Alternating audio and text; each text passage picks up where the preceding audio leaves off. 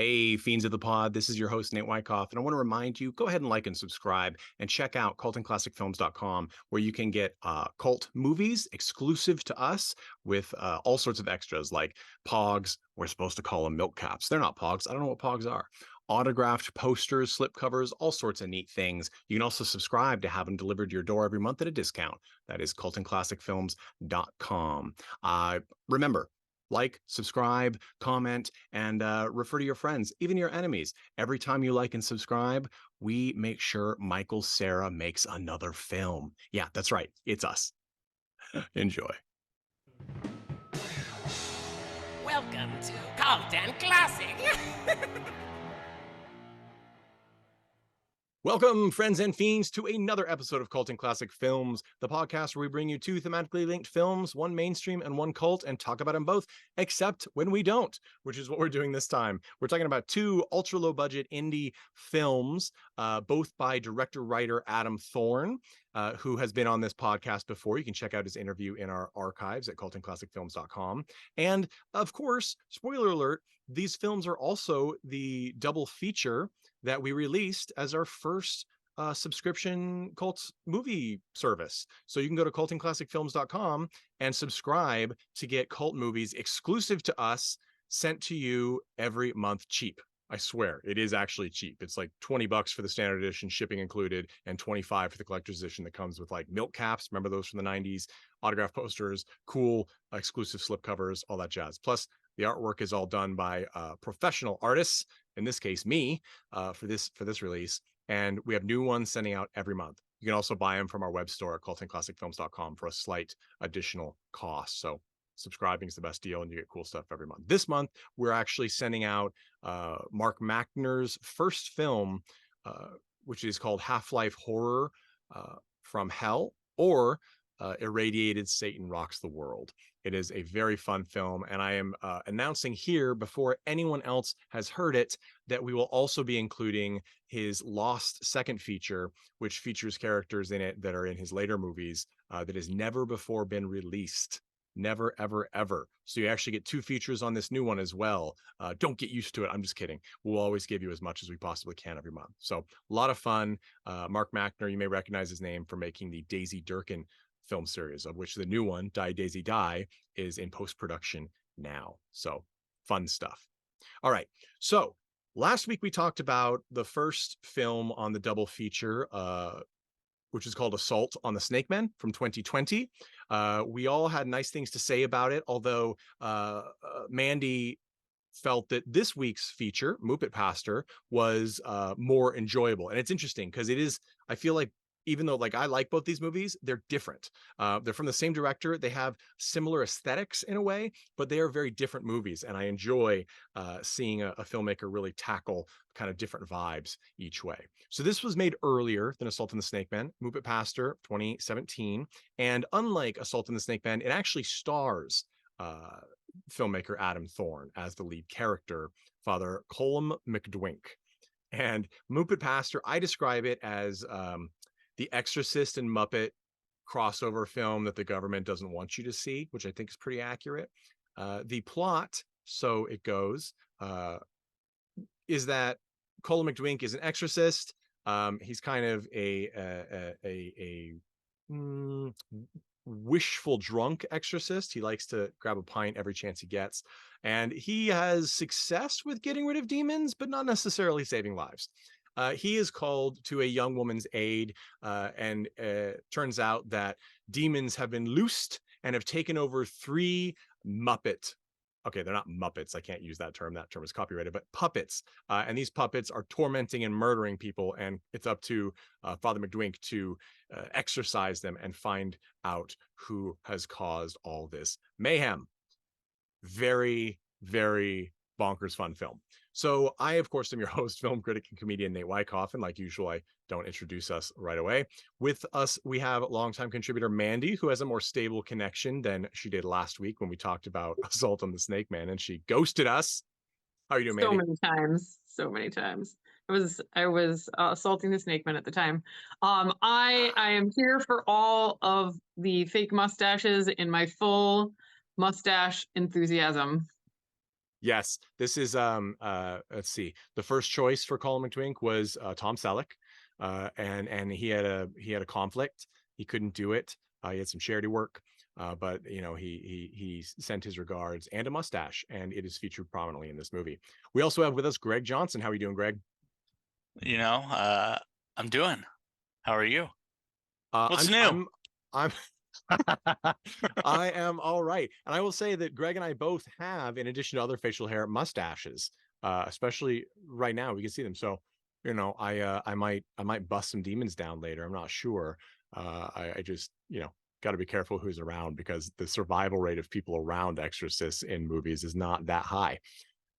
Okay, so this is also fitting because Exorcist, the Believers, the new Exorcist sequel that they're really trying to hype as a legitimate uh, pairing to the original Exorcist film, by directed by William Friedkin and written by William Peter Blatty, which is truly an iconic classic. Whether or not you enjoy horror films or religious horror films, we'll see.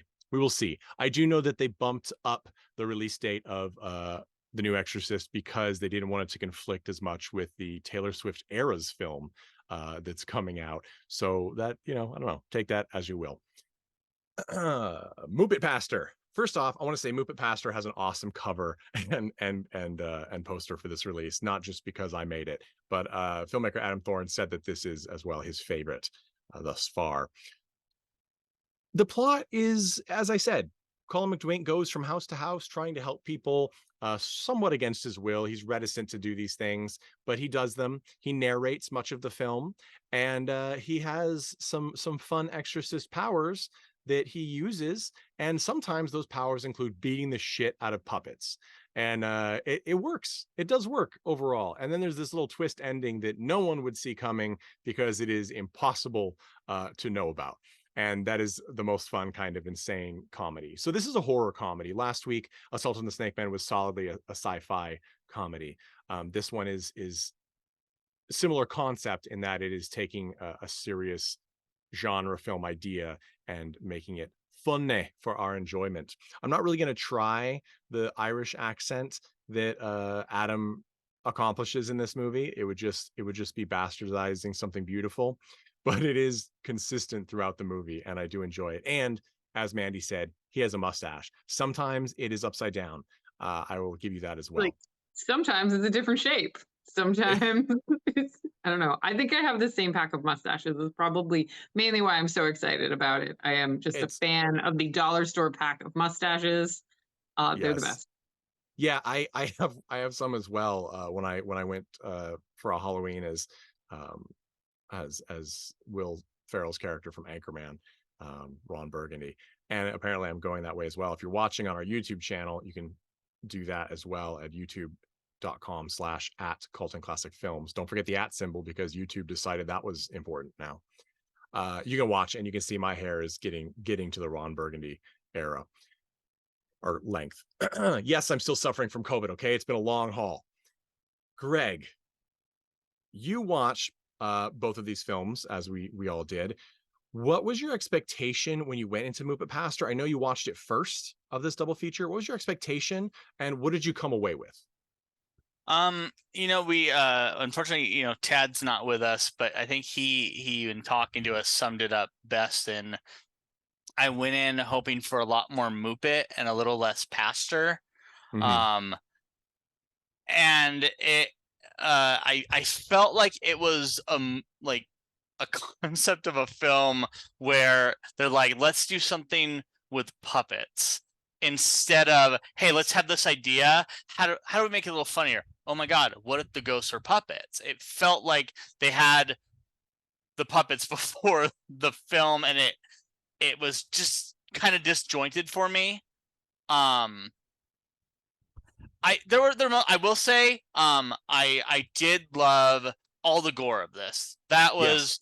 was some really top notch, like some ideas. I'm like, I've never thought of that. I like in a million years, I would never think, okay, I don't have blood packs, I don't have prosthetic, I don't have any of this, any shit that you need to make gore look real. How do I do something that still is grotesque and interesting? And there were just some really, you know, whatever the mold was that they used for someone's face, and then they were like stabbing out the eye. Yeah, the eye separating scene. It's funny. It's one of Yeah. those things that even when it's like a lot of 80s movies with practical effects, even when though you know it's fake, it's nauseating. There's just it's representational enough that it hits home. And the fact that it's in this movie that is clearly a comedy, it reminded me a little bit of like a DIY version um of early 2000s Simon Pegg movie, you know, like a Hot Fuzz kind of moment where it's so funny and then you have this extreme gore hitting everywhere. There are those moments, and there's a lot of, there's a couple of throats slitting. There's a very foul-mouthed nun who has her throat slit by one of the puppets, which throat cutting is always gruesome. I I believe it's, in fact I know it is, it's a Yulia Zachenko plays Sister Florence, who curses up a storm, and she actually has done quite a few films at this point. And you can check out her career, and I think it's only going to go up, which is cool. Sarita Milan is in this as well, who played the Snake Queen in Assault on the Snake Man, and she in this plays the young woman who is beset by these demon puppets, Betty. And there are other priests in this as well. There is Ian Butt and Bob Blaschuk. Adam, of course, plays Father COLM McDWINK, and I think so. This movie I saw after. This is a feature I saw long after I first saw Assault on the Snake Man and had watched it several times. And it was, what struck me is I hadn't thought of it as Greg, and as Greg said, Tad thought of it, which is that, like Transformers, I wanted more puppets. They do show up very sporadically. But when they do show up, it is pretty great. We see them fighting over a hand at one point with no dialogue, and that I enjoyed quite a bit. There's also my favorite scene of this, which sort of combines the idea of the ingenious special effects that Greg mentioned, with the puppets, which is when Father McDwink is defeating, I believe, hit the first puppet that he really encounters, and he's punching it in the air. He's literally holding a puppet and punching it in the air, which is just hilarious to see.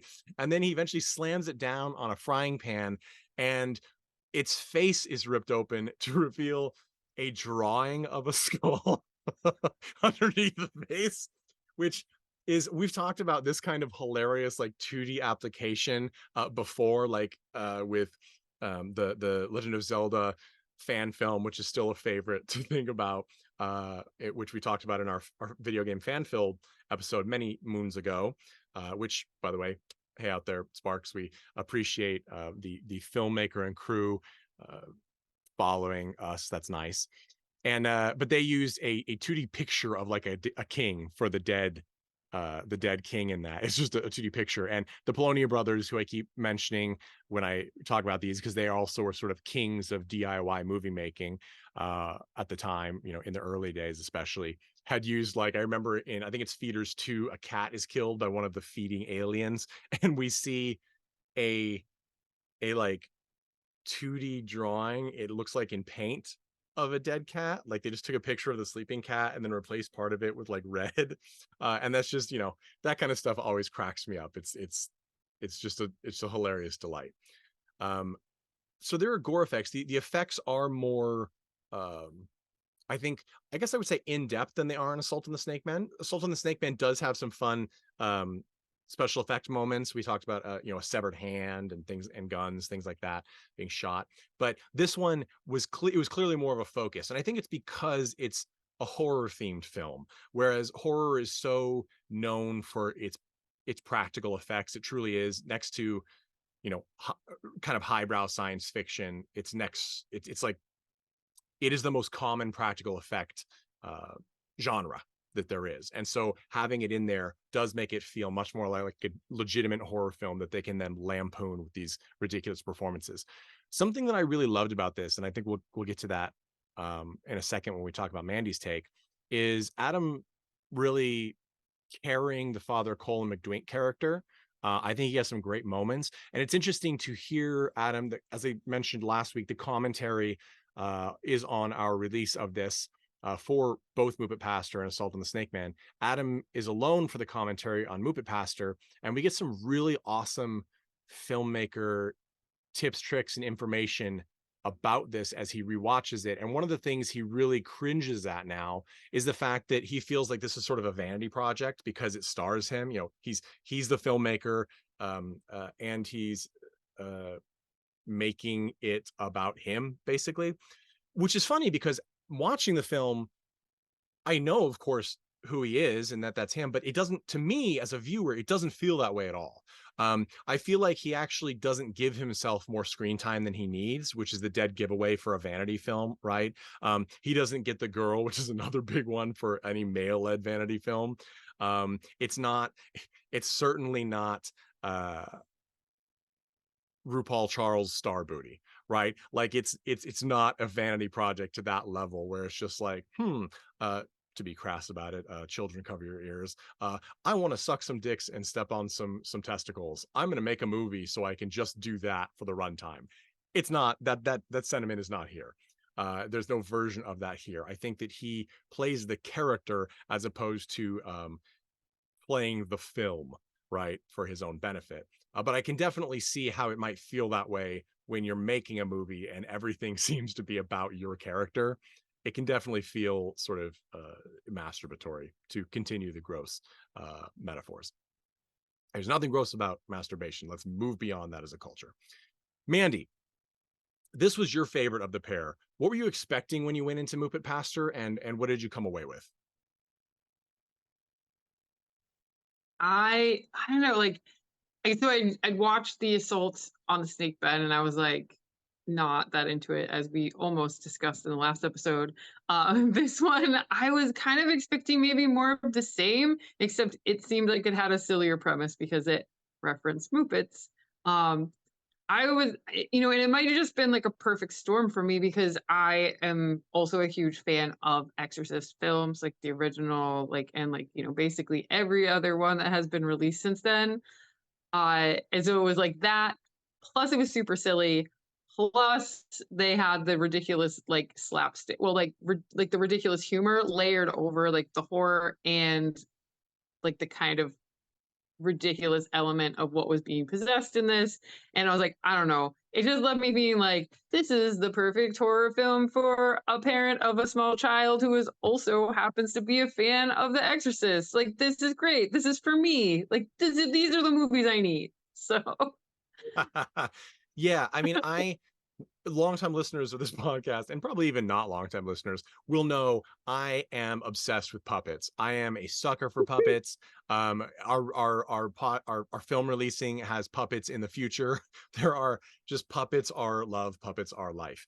And I will say that the idea of a demon puppet movie really got to me. And it's not, there have been things sort of this concept. There was Evil Tunes before, which was released by Full Moon, which I'm sure we'll talk about someday on this pod. But that the sort of idea of taking something that's typically associated with children's entertainment and making it like a horror film, in this case a comedy horror film, like this sort of this reminds me. this felt similar to the Pinata movie that we did. Killer Pinata, yes, and Yeah. we will be talking about the sequel, which has been wrapped, Bride of Oh, the Killer Pinata, which yes. So shout out to their production company. It's going to be a lot of fun. Yeah, I can see that totally. That's very much in the vein, right? It's a comedic horror movie, and also Tad mentioned last week, these films sort of felt like he thought first of Thanksgiving, which we talked about on this pod as well, which features another puppet. And I enjoy this. This is one of those movies actually that I enjoyed it more the more I watched it, which is interesting because I find that for myself, what I call stupid comedies, a lot of people do, the sort of Dumb and Dumber, Anchorman, they actually get funnier for me the more I watch them, because comedy is hard. And while something can seem unintelligent at first, the more I see these kind of movies, the more nuance and an actual intentional comedy comes through. And the fact that you're like, oh wow, they actually had to work hard to do X, Y, and Z and make it work. And that sort of impresses me, and then it gives me sort of permission then to actually enjoy it instead of thinking about, is this dumb, is this real, is this bad, is this good? And so the more I watched this, I actually really liked it more and more. And what I actually found most enjoyable were a lot of Adam's lines as COLM McDWINK, like how he delivers them, because he chews the scenery when he wants to. Like when he's exercising, I think I think he's exercising Sarita's character. I may be wrong on which time, because he does a few exorcisms, but he's like, "Go into a new home, ya fucking spirits." Like it's just the delay, it's the Frankenfurter anticipation. Like it's just that kind of timing is intentional. Um, they're also, you can go check out our trailer for both Assault on the Snakeman and MOOPET Pastor. It's the trailer number 2 on cultandclassicfilms.com or on our YouTube channel.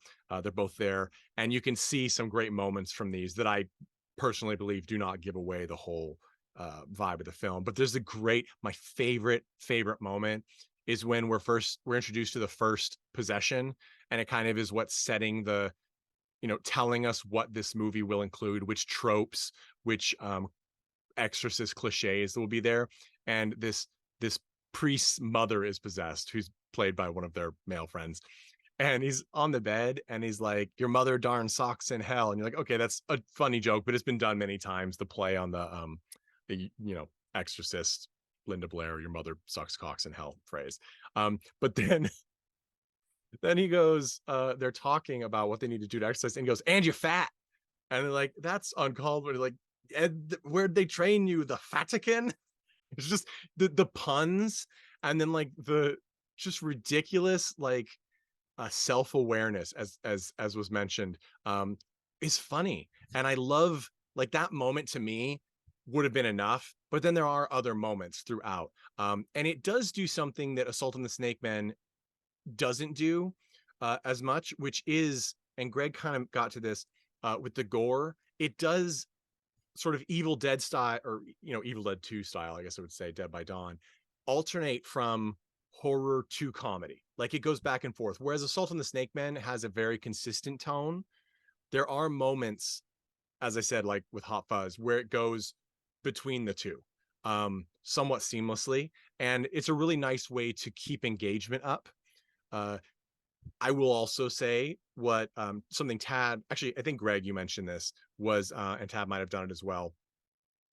The plot is not as much of a straight line here. There are scenes that feel more, I won't say padding, because there are things that occur in them, but they feel like, what do we do for this scene? We need this to occur. Okay, well, let's just wing it. Which is interesting, because I know, having listened to the commentary, that both of these films, they're actually filmed that way. They have a very short script, which is basically what needs to happen here and who needs to be in the scene. And then they sort of ad lib it together, which is impressive, actually, because for non the theme song wanted to start again, because it's, ad libbing is hard. All you got to do is watch the Dogma extended cut and deleted scenes, and you will know that ad libbing is hard. Ask Matt Damon. And they do it for most of these movies here, which gets to this sort of skit based vibe, which is a lot of fun.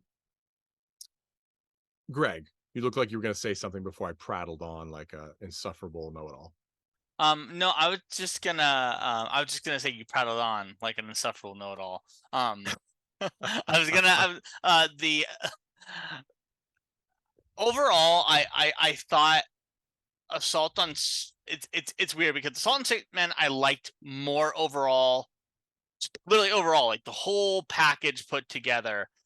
But because of the gore, I felt like MOOPET Pastor was actually funnier as a film. I think there's something just so hilarious about, like, you think about you think about Evil Dead, you think about a Sam Raimi film, you think about Bruce Campbell, really just fucking chewing the scenery, screaming, laughing as he uses the chainsaw or whatever, and blood just shooting him, just spraying him, soaking him, more blood than is possible. And then you think about something like MOOPET Pastor, where he takes that same concept of something's happening, and then like it's very obviously like, you know, they're just like ripping open hot sauce packets or something really fast and Yeah. squeezing it at him, but it has that same look, just $10 versus $10,000. Very accurate.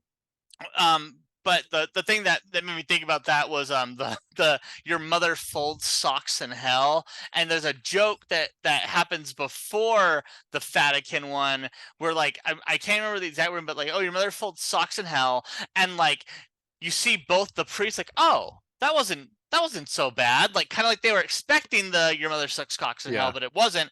And then the demon says something like, yeah, but like the sucks are for dicks because we're in hell, and like just says something very vulgar. Yes, And I I was do like, remember oh, that. and like that, yeah, like that.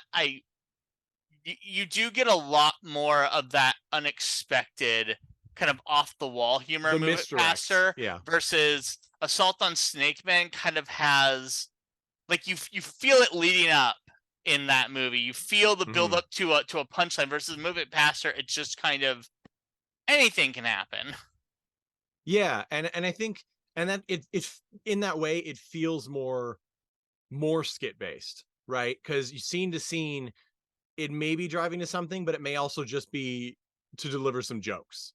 I was thinking sort of, and I'm not debasing this film by comparing it to this, but because I'm not a huge fan, but the is it Dead Lizard, the improv troupe that made Super Trooper and Club Dread?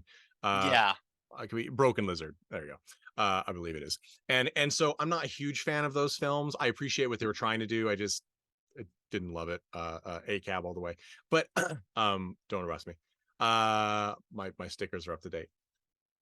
But MOOPET Pastor has that vibe, right? It's clearly an improv. Whereas, and I think it's because the plot is more loosey goosey, as you mentioned, Greg, last week for Soul and the Snake Man, where there is a plot that moves from XY or XY from A to Z, and yeah, and I think that's why. That said, I also think MOOPET Pastor has a more cinematic feel from the beginning because of how it opens.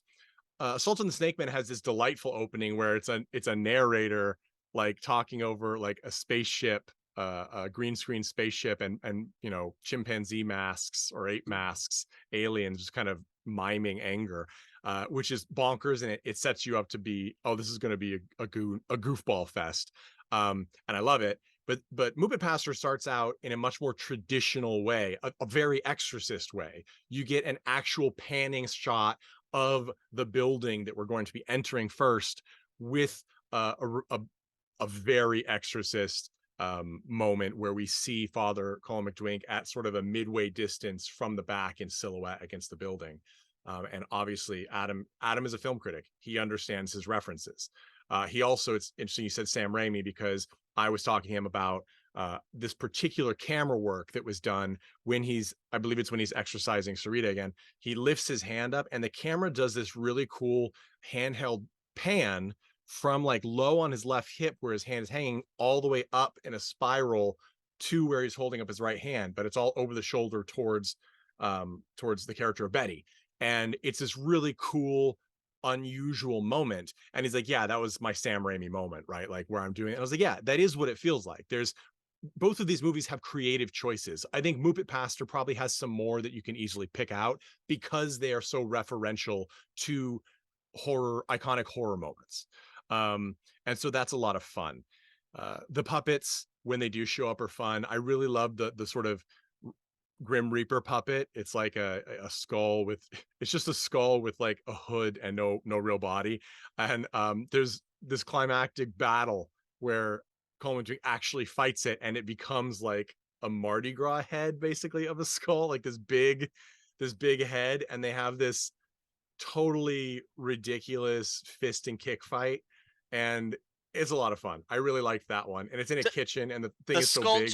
It becomes like just like almost like a sticky note on the screen, basically, right? Like had one, but yeah, it's really it's out there, and it's another one of those things where it's not expected, and so it's like it's not like my mind was so blown that I like had to like put it on pause and run around the room in a circle like a big reveal. It's just I'm watching it because I'm like, and that's the goal, right? You always are supposed to be kept to the screen, and that's what it did. And because it's sort of, we've been getting around it. A lot of the humor in this one, it's not visual. Some of it's visual, but a lot of it is dialogue based. That it's one of those things where multiple viewings for me improved it there as well, because I keep hearing additional jokes that I either didn't register or didn't remember. And there is some legitimately funny dialogue in this. It's also fun watching Yulia, and Adam mentioned this in his commentary too, but it's fun watching her like swear, because apparently he's like, you have to be really foul mouthed, and he had to push her because she's not like that. And watching someone who does not usually use foul language like trying to be over the top with it, it's bonkers how much mental real estate it takes to do that.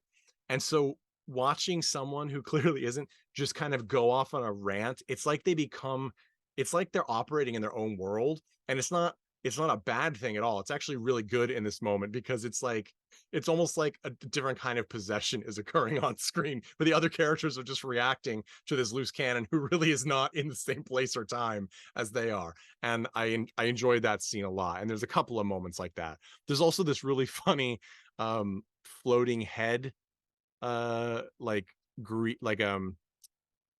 I don't even know how to describe it, like a holographic floating image where COLM McDWINK gets a message from a previous victim.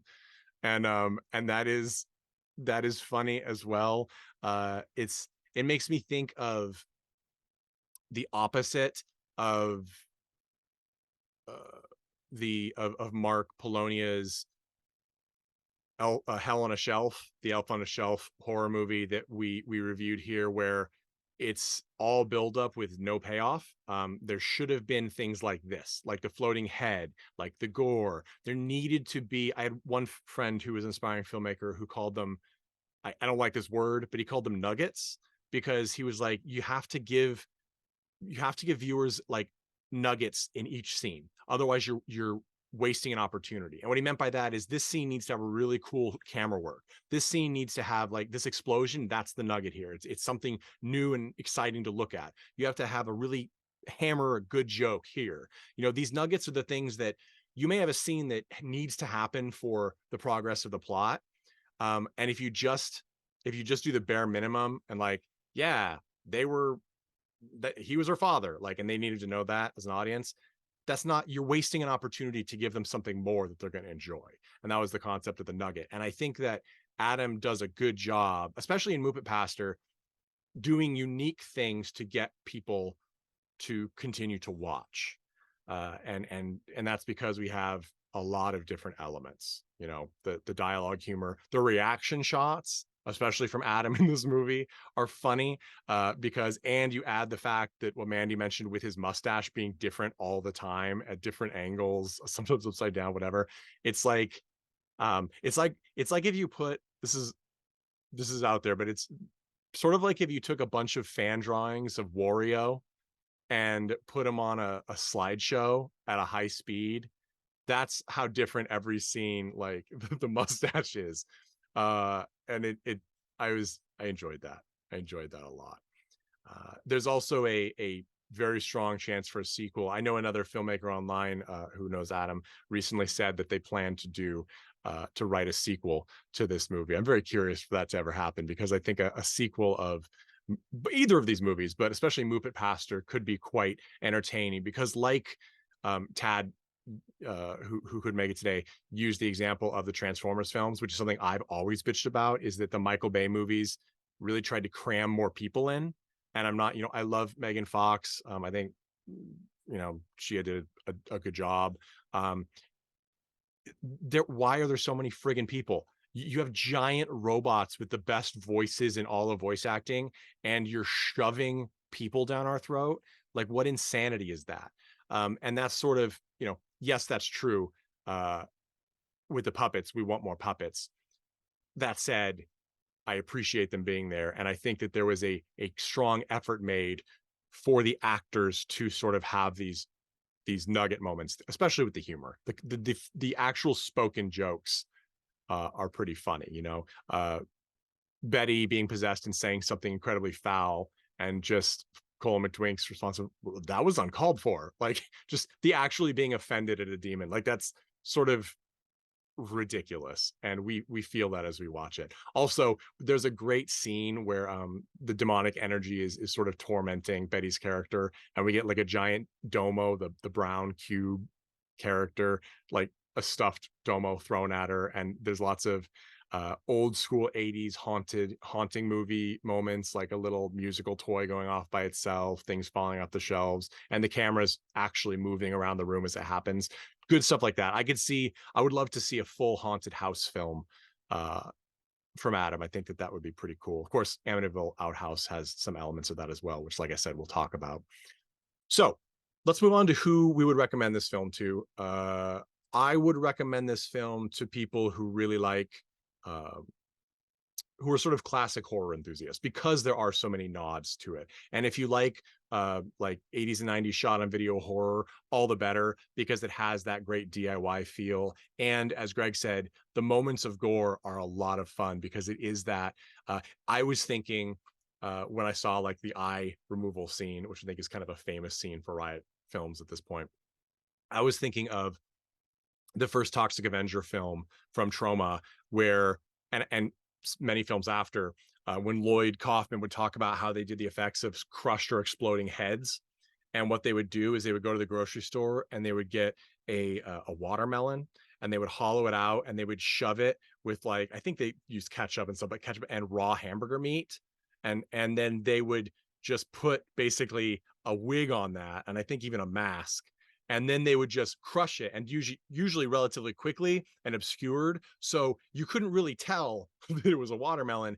And of course, thankfully, I think most of us don't really know what a crushed human head would look like. I'm certainly not Googling it.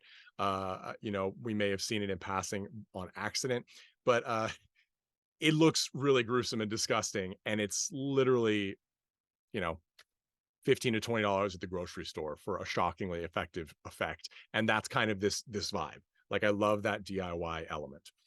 So if any of that sounds interesting to you, MOOPET Pastor should be watched by you. And sit back, grab a beer, soda, whatever, and a snack, and just, it's 50 minutes. Much like Assault on the Snake Men, you're going to be hard pressed not to finish the movie. I wish more theater films, like in Japan, were 50 minutes, because as much as I love, like, I'm a defender of the 4-hour Zack Snyder Justice League. I love it. But most movies are not Zack Snyder's Justice League. Most movies do not need to be 3 hours long. They just don't. Okay. I don't need it. Disney, I applaud you for the choices you made with a lot of the choices you made with Little Mermaid, and the casting, and it's very progressive, and giving people who have talent, great things, but it does not have to be 2.5 hours long. It shouldn't. Please stop. Please stop. That is my plea to you. And if that's how you feel, check out MOOPET Pastor and Assault on the Snake Men. Greg, who would you recommend MOOPET Pastor to? Apparently my dog would recommend it to no one. But I would recommend it, I mean, unfortunately, only to people that are really, like, find the idea of put a puppet in a movie. Comedy gold. Here we go. Like, I've never felt more attacked. I know. As soon as you said that, I'm like, Nate, it's you. Yeah, you're outvoted on that one. It's hard because knowing what some of the background of, Adam talking about, I had all these choices, blah blah. I wonder, him feeling like it's a vanity project. Was it him feeling like a vanity project, or was it him noting, oh man, if I wasn't on screen most of the time, beholden in front of the camera. I could have made all these different choices, and so then it's hard to compare it to Assault on the Snake Men. But independently, I mean, honestly, I wish that this had been paired up with like Exorcist 7 or something, like something that that felt in the same vein, but was on a cinematically the same level. Shark Exorcist would have been a good one to pair with this. Which, by the way, Shark Exorcist 2 with Jessa Flux from Donald Farmer is coming out soon, and we will absolutely 100% be talking about that. I would. This is such a random tangent, but I would love to see what he does with with a budget. I'd be interested to see what sort of movie he would make. But then I think about the infamous Isle of Dr. Moreau movie with Marlon Brando, and I think about the story of that director who basically got pulled out of his own project, lost his mind, runs into the woods, hides with the locals, sneaks back. Like I'm like, would that be Adam? Would Adam, if put in a big budget scenario, run into the woods and never be seen again? Crushed by the weight of corporate bullshit. But No, we just yeah, been crushed by the weight of all of the mustaches. yeah, All the yeah. mustaches. Really buy. I would love to. Yeah, I would love to have it where every single person in a sequel has a mustache. Women, men, children, dogs, puppets, everybody. At least at The some camera. point, or have it be like communicable. Like they don't have it, and he shows up, and then like everyone has a mustache. You all need to watch this on YouTube, by the way, as well. We do launch every new audio episode on Tuesday at 5 a.m. Pacific Standard Time, but also on YouTube at the same time. And Thursdays, we drop a classic episode for you on video at 5 a.m. on Thursdays on YouTube. But you need to watch it because you need to see Greg's new puppy, who is adorable and truly a thing of joy. Sorry, Mandy, didn't mean to cut you off. Keep going. It's okay. Anything for dogs. Doge. Yes, puppies. We're all just That's watching the it. dog. Yeah. So anyway, continue. Who would you recommend MOOPET Pastor to, Mandy? I would recommend MOOPET Pastor to, I guess, the people that I described before as just like you are specifically a fan of Exorcist films, or you find Muppets funny, which I mean, apparently just the two of us anyway. So I recommend this movie to the two of us. I think like if you enjoyed like Daisy Durkin, like ridiculous film, if you enjoyed like Moist Fury, if you enjoy those like low budget films where it is very clear everyone is having like a pretty good time, I mean, sometime at their own expense, like go for it. Like this is, it has that feel. I think that's why I react to the most in these films that we watch is more like the vibe of like the people who are making it than necessarily like the plot or how much things make sense or what like the filmmaking aspects of like Greg said, like, oh, they just wanted to put like Muppets in a film, and so they figured out how to do that, but it just feels a little bit like hollow or like taped on to the overall structure of the film. Like I don't generally like pick up on that stuff as much as you all do, but like I get the vibe of like they really love this project. Yeah, I think that's fair. And something else that reminded me of this in a way is the kind of thing, if you're a horror fan who likes like Leslie Nielsen and Linda Blair's Repossessed from 1990, which was, the official like studio Exorcist spoof satire film, you'll like Scary Movie before Scary Movie. It was a little more of a movie than just skits, but that's kind of the vibe of this. It really does require you to be interested to play off those pre-created iconic elements in order to probably fully get the enjoyment from it. But again, hey, if you like puppets, check it out. So thank you so much. I'd also like to throw out, I know I've said this a couple of times in different ways, but if you are a filmmaker who's trying to make your own features, especially, low budget DIY features, or you're a filmmaker who's in between projects and you want to do that, because sometimes those are the best, right? They really bring out the creativity paired with your experience.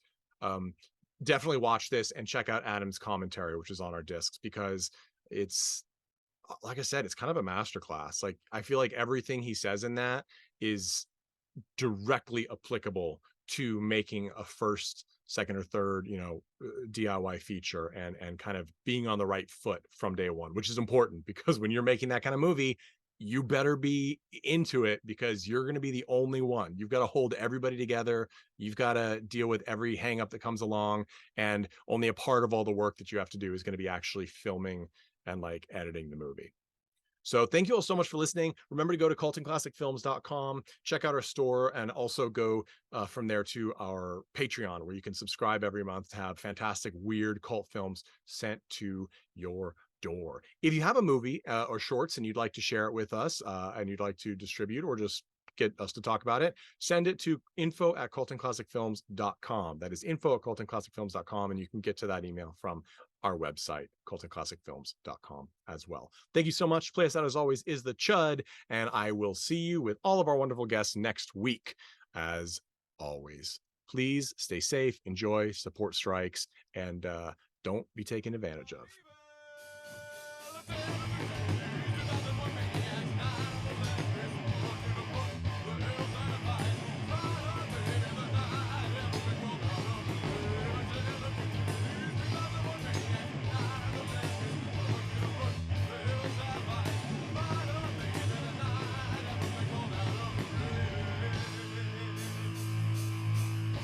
Hey everyone, thanks for listening to Cult and Classic Podcast. This podcast is important to me, but what's more important are the rights, privileges, and freedom from violence of everyone in this country and in this world. And that means supporting Black Lives Matter. If you'd like to make a donation, please go ahead and visit cultandclassicpodcast.com, where we have a list of places you can donate and help out. And please stay safe.